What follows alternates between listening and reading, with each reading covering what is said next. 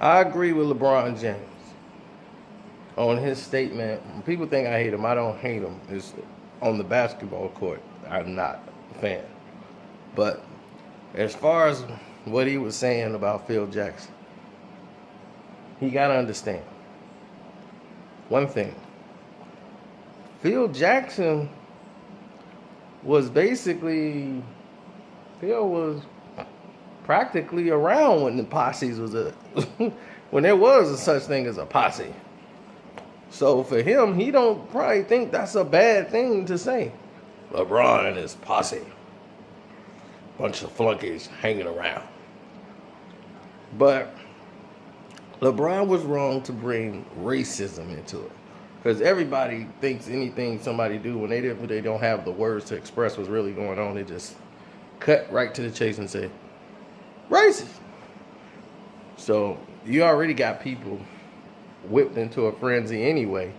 So over Trump and everything else. So now you just didn't victimize Phil Jackson and took attention away from what he did, which was wrong. Because it's like, why are they gotta be the hanger-ons? Because why? I don't understand. Because the majority of his players around him are black. That's a stereotype. See, that's the difference.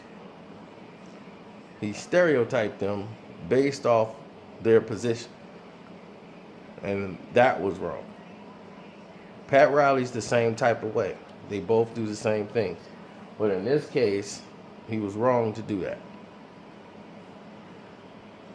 So I agree with LeBron. And Phil Jackson, the fact that he's saying we're going to cut ties with him and all that, right, he just chose the wrong term of words to describe it, but definitely something he shouldn't have said. Calling him a posse. For what?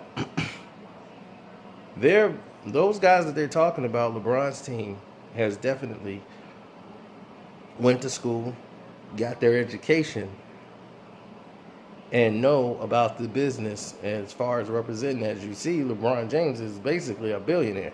He's running the city of Cleveland, and is far long greater financially than any player that probably could come along and be set up situation-wise.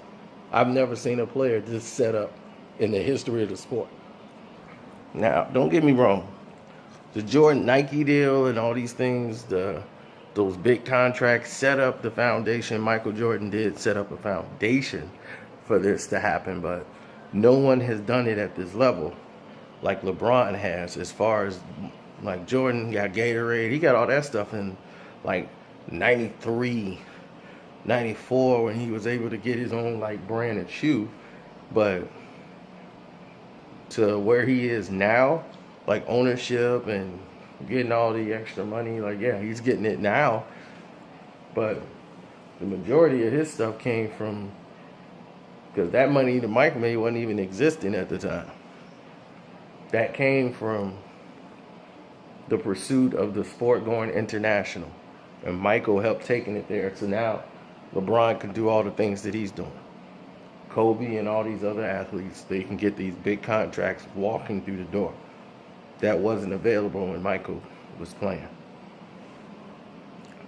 But no one has franchised more and better than LeBron James.